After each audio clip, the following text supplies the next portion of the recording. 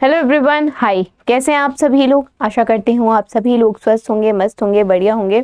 सभी की पढ़ाई बहुत अच्छी चल रही होगी और आने वाले एग्ज़ाम्स भी आप सभी लोगों के अच्छे जाएं, ऐसी मैं हमेशा कामना करती हूँ, दुआ करती हूँ, है ना। चलो, सिर्फ कामना और दुआ से काम नहीं चलता, क्योंकि अगर ऐसे ही काम चलने लग गया ना तो पढ़ने की ज़रूरत नहीं पड़ेगी, बट पढ़ना तो पड़ेगा, है ना। तो चलो, अब आज है, जैसे हम देख रहे हैं और हमें पता है 24 तारीख, 24 जनवरी। तो 24 जनवरी के इम्पॉर्टेंट डेज देखते हैं, उसके बाद न्यूज़ देखेंगे, news in form of MCQ, ठीक है। एमसीक्यू क्वेश्चंस की फॉर्म में देखेंगे। अच्छा, 24 तारीख है तो 24 तारीख को 2 डे हैं। एक है national girl child day, national girl child day, ठीक है, national girl child day.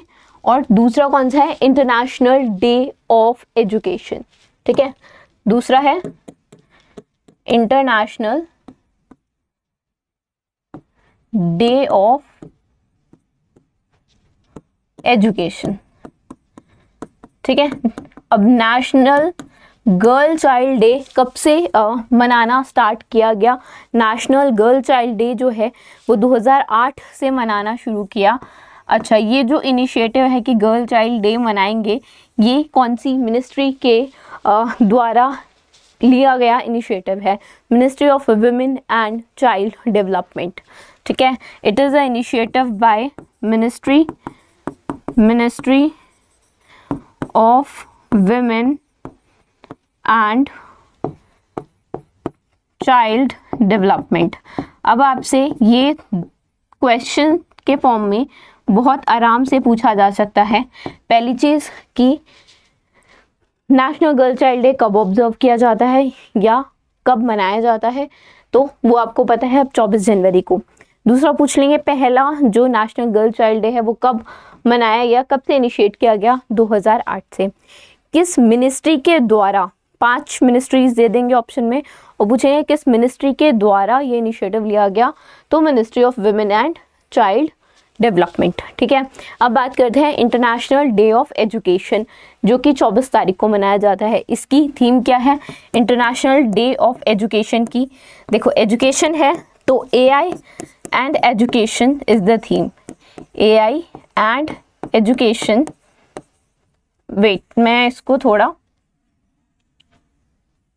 This is the theme, ठीक है, that I am writing here below.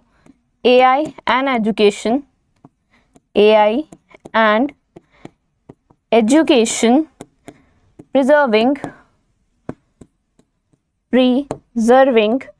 human agency, preserving human agency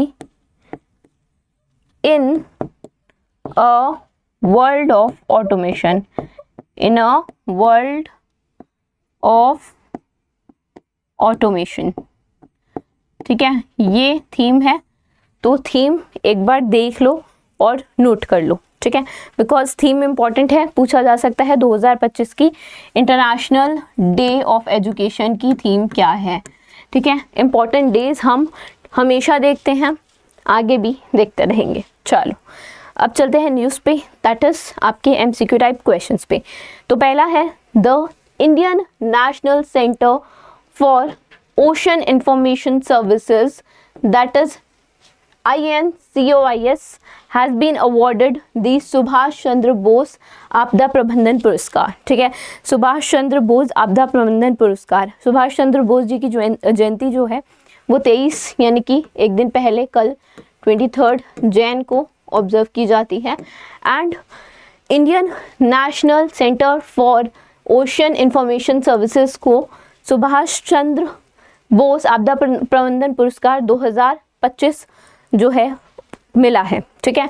अब क्वेश्चन ऐसे पूछ सकता है कि पहली बात किसको मिला है, और ऑप्शंस में 5 ऑर्गेनाइजेशन दी हुई हों। दूसरा ऐसे पूछ लिया कि बता दिया कि अवार्ड जो है वो मिला है, पुरस्कार जो है वो मिला है, पर अब ये बताओ कि ये जो ऑर्गेनाइजेशन है, बेसिकली ये जो सर्विस है उसको, वो कहाँ पे लोकेटेड है, ये ऑर्गेनाइजेशन बेसिकली कहाँ लोकेटेड है, तो हैदराबाद तेलंगाना में लोकेटेड है, यानी कि बी जो है इस हिसाब से करेक्ट आंसर हो जाएगा। They got the award in the institutional category, जो उनका एक्सीलेंट वर्क उन्होंने किया डिजास्टर मैनेजमेंट में, ठीक है, उसके लिए उन्हें ये अवार्ड मिला है। That is your Subhash Chandra Bose आपदा प्रबंधन पुरस्कार, जो कि पहली बार 2019 में दिया गया। अच्छा, ये जो है वो हर साल 23 जनवरी को ये अवार्ड जो है दिया जाता है, बर्थ एनिवर्सरी जैसे मैंने अभी बोला सुभाष चंद्र बोस जी की। अगर ये अवार्ड किसी इंस्टीट्यूशन को दिया जा रहा है, किसी संगठन को दिया जा रहा है, तो कैश प्राइज होता है 51 लाख का, ठीक है। बट वहीं अगर ये किसी इंडिविजुअल, किसी व्यक्ति को दिया जा रहा है, तो कैश प्राइज होता है 5 लाख का, ठीक है। फर्क होता है कैश प्राइज में, ये याद रखना, इस पे भी क्वेश्चन बन सकता है, राइट। और इनक्वाइज जो है वो एक basically disaster management strategy prepare करते हैं। एंड जब भी ओशन में वेव्स ऊपर नीचे होती हैं तो अलर्ट जनरेट होता है। एंड ये सुनामी जो है आपका Indian tsunami early warning centre, ये भी एस्टैब्लिश हुआ है और यूनेस्को ने इन्हें as a top service provider, top tsunami service provider के तौर पे भी रिकॉग्नाइज किया है, ठीक है। चलो आगे चलते हैं। Who inaugurated the Bhagavat exhibition at the Allahabad museum in January 2025। अभी भगवत जो एग्जीबिशन है उसका इनॉग्रेशन किया, किसने किया? Union minister of culture and tourism. कौन है ये? गजेंद्र सिंह शेखावत जी। कौन है? Union minister of culture and tourism,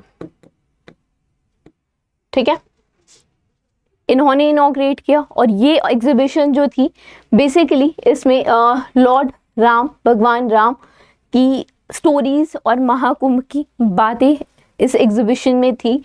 and ये एग्जीबिशन ऑफर करती है कि हम जो प्रेजेंट डेप्थ, जो डेप्थ है basically the depth of the art जो प्रेजेंट है इंडिया में, उसको समझने में this exhibition helped us, right. Union minister ने म्यूजियम का पब्लिकेशन भी लॉन्च किया और जो उनकी क्वार्टरली मैगजीन है विविधा, उसको भी लॉन्च किया, राइट, उसको भी रिलीज किया। Not launch, launch is the incorrect word, incorrect grammar word, ठीक है, उसको भी क्या किया? रिलीज किया। चलो आगे चलते हैं। Minimum support price that is आपका MSP जो है फॉर रॉ जूट इस सीजन के लिए 2025-26 के लिए कितना है, ठीक है। तो जो रॉ जूट है वो तय किया गया है 5650 पर रुपये पर क्विंटल, ठीक है। और ये रेट जो है कैबिनेट कैसे, मतलब क्या क्राइटेरिया देखा जाता है, ठीक है, या क्या क्राइटेरिया यूज़ किया जाता है और ये MSP तय होता है। देखो MSP तय करने के लिए ना बेसिकली आप कह सकते हो, मान लो मुझे पर क्विंटल जूट उगाने में, ठीक है, या जूट के लिए मुझे अराउंड 3000 रुपये लगते हैं, किसी को 3500 लगते हैं, किसी को 4000 लगते हैं, ठीक है। डिफरेंट लोगों को डिफरेंट अमाउंट बेसिकली थोड़ा ऊपर नीचे सबका होगा, ठीक है। तो उन सब का एवरेज जो होगा उसका 1.5% बेसिकली MSP रखा जाता है, राइट। तो cabinet committee on economic affairs जो प्रधानमंत्री नरेंद्र मोदी जी की अध्यक्षता में उन्होंने अप्रूव किया है MSP of raw jute for market season, ठीक है।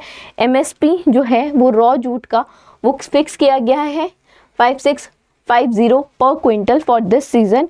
और जो जैसे भी मैंने बताया it is 1.5 time of the India's weighted average cost of production. जो प्रोडक्शन की कॉस्ट है उसका एवरेज वेट का 1.5% MSP होता है। अब ये जो रेट है वो टाइम टू टाइम बड़ा ही है और वो मेंशन किया हुआ है यहाँ पे कि जो गवर्नमेंट है उन्होंने इंक्रीज़ किया MSP ऑफ रॉ जूट 2400 रुपये पर क्विंटल से इन 2014 to 25 ₹5650 जो अभी है।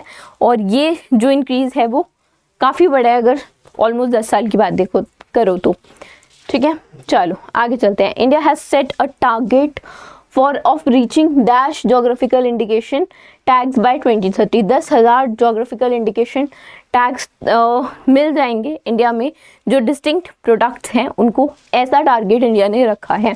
अब इसका सिग्निफिकेंस क्या है, मतलब क्या है, और अभी कितने टैग्स मिल चुके हैं। तो अभी जो टोटल टैग्स हैं इंडिया में इशू हुए हैं जीआई टैग्स वो 605 हैं और 10,000 का टारगेट है 2030 के लिए, ठीक है। अब ये इम्पॉर्टेंट क्यों है? अगर जीआई टैग्स या मान लो कोई भी पर्टिकुलर जोग्राफिकल इक्वेशन है और वहाँ पे कोई चीज़ फेमस है, वहाँ की कोई चीज़ जो वहाँ पे ही जिसका ओरिजिन हुआ हो और वो उस पर्टिकुलर जगह को, ठीक है, जगह के लिए फेमस है, तो उसको जीआई टैग मिलता है, as we all know, right. GI tag जैसे असम में जो दार्जिलिंग टी है, ठीक है, उसको जीआई टैग मिला था पहले 2004 में, ठीक है, फर्स्ट जीआई टैग।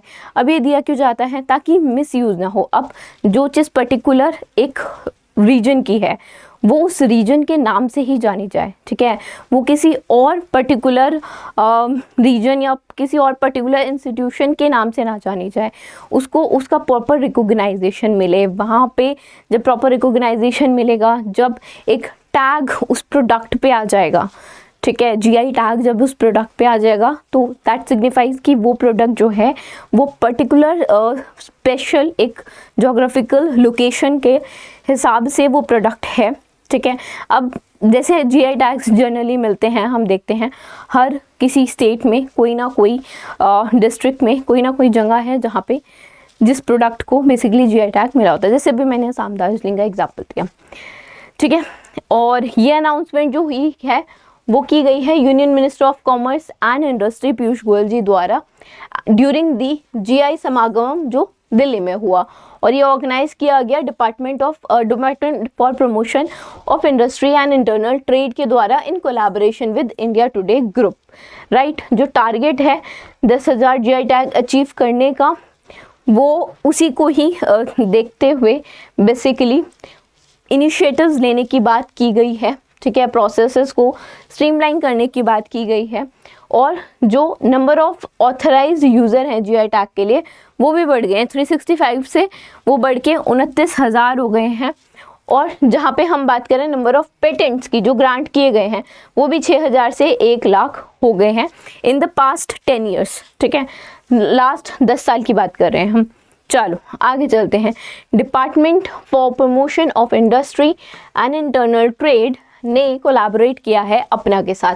अपना क्या है? अपना एक job and professional network platform है। जैसे आप अगर बहुत सारे लोग जानते होंगे अपना को, आई थिंक, ठीक है, बट जो नहीं जानते, जो लिंक्डइन को जानते हैं, ठीक है, लिंक्डइन, इंडीड, ये सब क्या है? ये एक तरह से जॉब मिलने के लिए, जॉब पाने के लिए जो पोर्टल्स हैं उनमें से एक है, ठीक है। लिंक्डइन पे आप हायरिंग का पोस्ट भी कर सकते हो, और अगर आप जॉब सर्च कर रहे हो तो उसके हिसाब से भी आप पोस्ट बेसिकली कर सकते हो कि I am looking for something kind of that, ठीक है। इसी तरह बेसिकली आपको जॉब जो है इन प्लेटफॉर्म्स पे लिस्ट होती हैं। यहाँ पे बताया जाता है कि इतनी पोजीशंस हैं और इतने लोगों की ज़रूरत है, और अपना CV यहाँ भेज दीजिए। तो अपना, लिंक्डइन, इंडीड, naukri.com, ये सारे ऐसे प्लेटफॉर्म हैं जो बेसिकली जॉब के लिए हैं और ये प्रोफेशनल नेटवर्किंग को बिल्ड करते हैं, ठीक है। तो department for promotion of industry and internal trade ने कोलैबोरेट किया है अपना के साथ, ताकि ये लोग टैलेंट एक्विजिशन को for IIT registered startups better कर सकें, ठीक है। इस कोलैबोरेशन के अंदर जो स्टार्टअप रजिस्टर्ड हैं भास्कर प्लेटफॉर्म पे, ठीक है, वो रिसीव करेंगे हायरिंग क्रेडिट। हायरिंग क्रेडिट कितने का होगा? 2,000 रुपये का होगा ऑन अपना ऐप प्लेटफॉर्म। 3 आंसर जैसे कि आप देख ही रहे हैं करेक्ट होगा। और this basically aims to address hiring challenges, और ये क्रिएट करेगा job opportunities for young individuals जो बेसिकली स्ट्रेंथन करेंगे स्टार्टअप इकोसिस्टम को। और जो ये कोलैबोरेशन है it will formalized, it has basically formalize through a MOU के तहत ये फॉर्मलाइज किया गया, and it bring a monetary value of 2,000 rupees per entity registered on Bharat startup registry, that is Bhaskar portal. ठीक है, स्टार्टअप इकोसिस्टम जो है वो ग्रेजुअली ग्रो कर रहा है as we know, and India जो है वो 3rd लार्जेस्ट स्टार्टअप इकोसिस्टम है। Over the 110 unicorns and almost 1,60,000 DPIIT registered startup हैं to the date right now. ठीक है, अब यहाँ पे एक वर्ड आया है यूनिकॉर्न, इसका क्या मतलब है?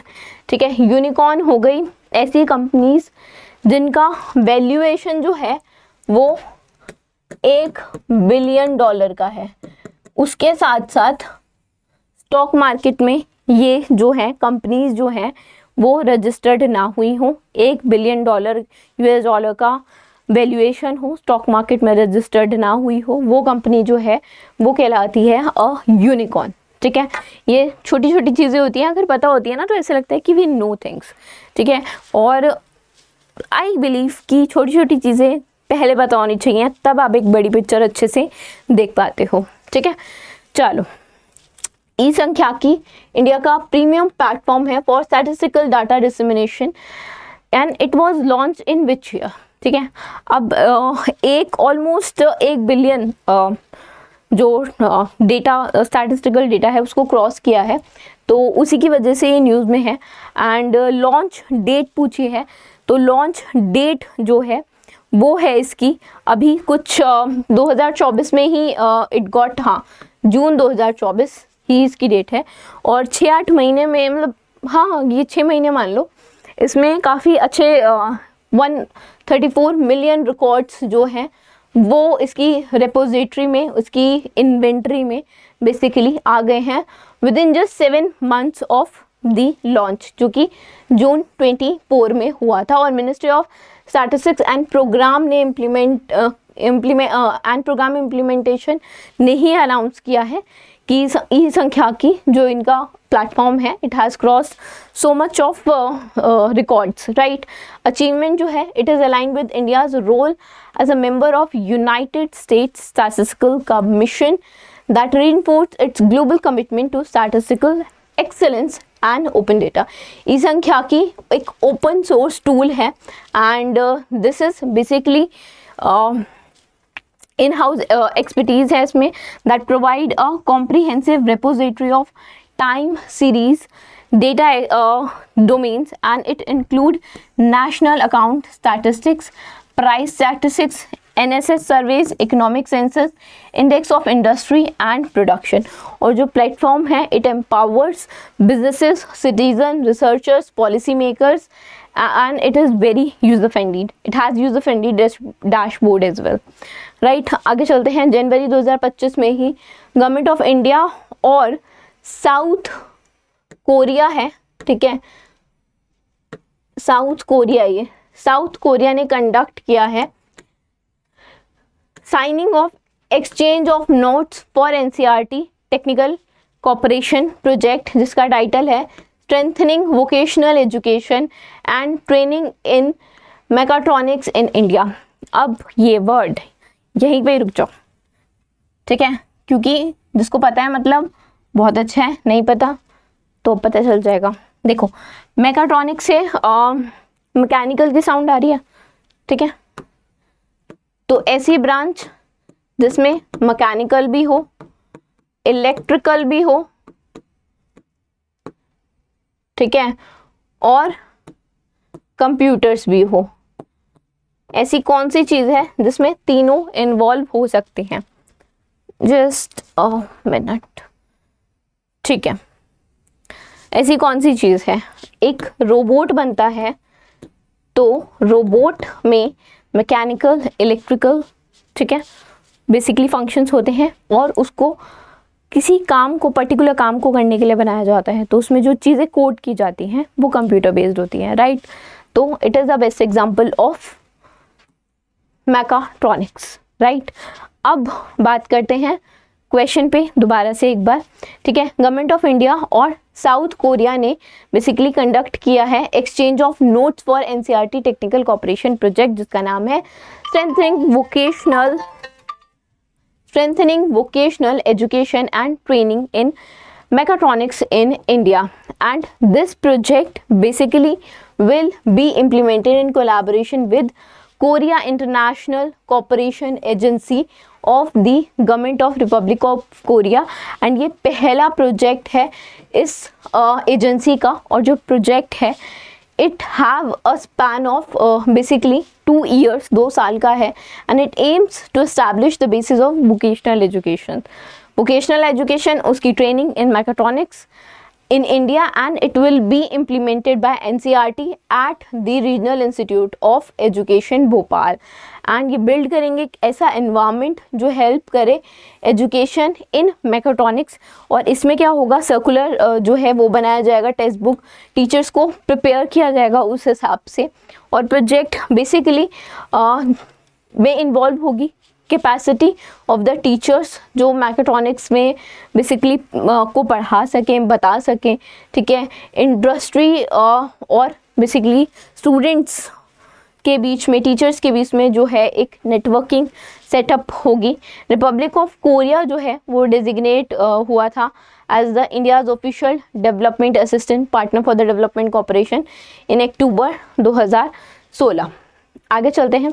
जनवरी के ही महीने में अभी CBDT central board of direct taxes ने नोटिफाई किया है amendments to the income tax rule of 1962 to prescribe condition for the applicability of the presumptive taxation regime for non-resident cruise ship operators. ठीक है.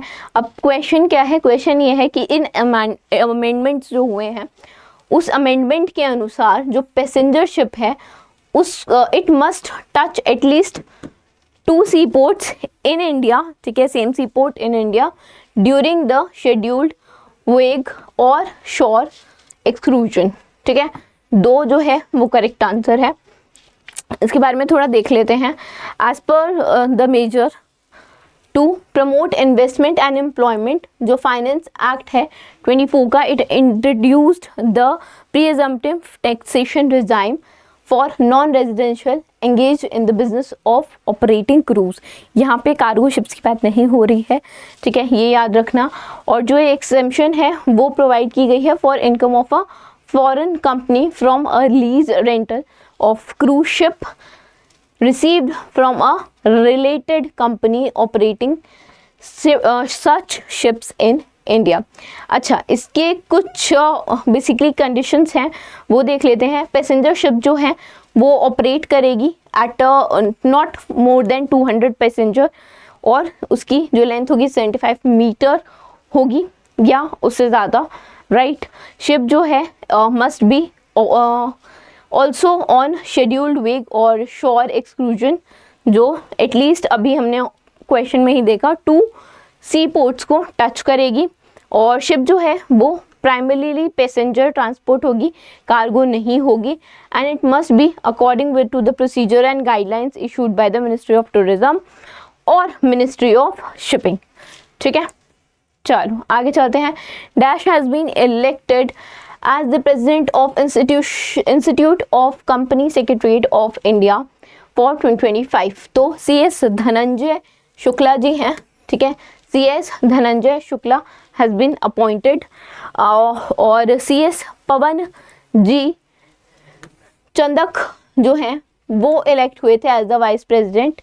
And he has a like काफ़ी अच्छा experience है इनका in the field of corporate law, foreign exchange law, industrial law, legal metrology, secretarial audit, arbitration matters, इन सब में he has worked. And अगर हम बात करें institute of company secretaries of India की, तो it is the professional body that has been set up under a act of parliament that is company secretariat act 1980. अब क्वेश्चन इस पर भी आ सकता है, ठीक है, कि सो एंड सो पर्सन जो हैं वो अपॉइंट हुए हैं, तो बताओ कि किस एक्ट के अंदर जो है institution of company secretariat of India जो है वो एक बॉडी बनी. ठीक है।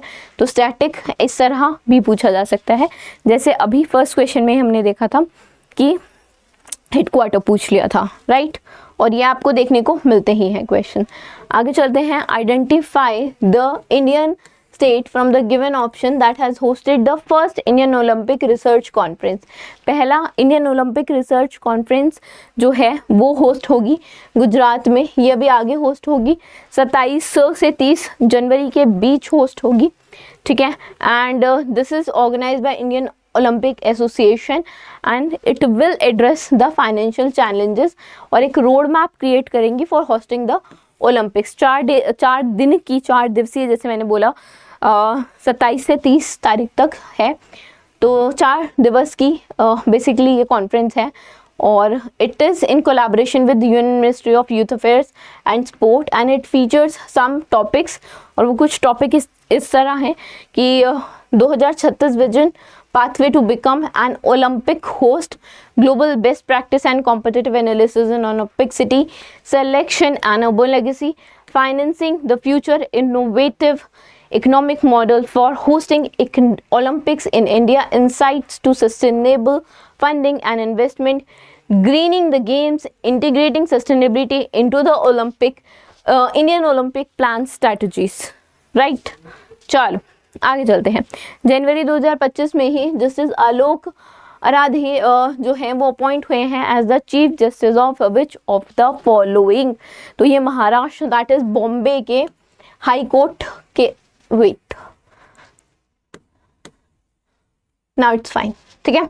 तो ये बॉम्बे हाई कोर्ट में एज चीफ जस्टिस अपॉइंट हुए हैं। अच्छा, ये चीफ जस्टिस अपॉइंट हुए हैं तो इनकी जगह किसने ली है, ठीक है।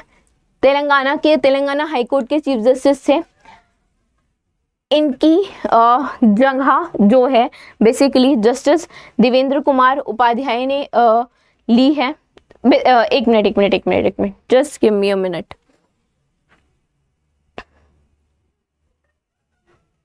ठीक है। महाराष्ट्र के जो गवर्नर हैं सीपी राधाकृष्ण, उन्होंने शपथ दिलाई, क्योंकि जब भी चीफ जस्टिस अपॉइंट होते हैं तो गवर्नर शपथ दिलाते हैं, ठीक है। तो ये महाराष्ट्र के चीफ जस्टिस अपॉइंट हुए हैं। तो आलोक आराधे को सीपी राधाकृष्णन जी ने शपथ दिलाई। इन्होंने सक्सीड किया है देवेंद्र कुमार उपाध्याय को, जिन्होंने अपना ऑफिस बेसिकली रिजाइन कर दिया था अपने ऑफिस से, ठीक है, देवेंद्र कुमार उपाध्याय ने। और देवेंद्र कुमार उपाध्याय जी जो हैं वो अब दिल्ली हाई कोर्ट, ठीक है, दिल्ली हाई कोर्ट के चीफ जस्टिस बन गए हैं। और लेफ्टिनेंट गवर्नर हैं यहाँ पे BK सक्सेना, उन्होंने इनको ओथ दिलाई, ठीक है। अभी उसकी तेलंगाना हाई कोर्ट के appointment for now, for the time being, अभी कुछ अप्रूवल नहीं था, ठीक है। तो that's why I haven't concluded it. जैसे ही आएगा I will let you know, right. So this was it from today's session. I hope you like the session. Thank you for watching the session.